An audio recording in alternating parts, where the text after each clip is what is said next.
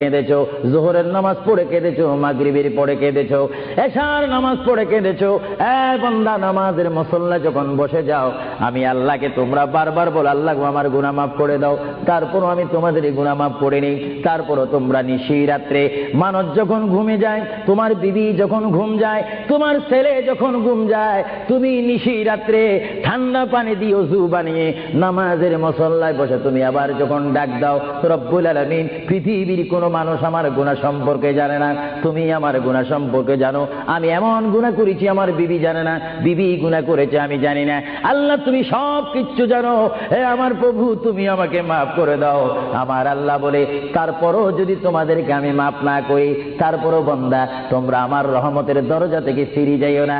আমি তোমাদেরকে হুকুম দিচ্ছি, ওয়ালাউ আন্নাহুম ইয যালামু আনফুসাহুম জাউকা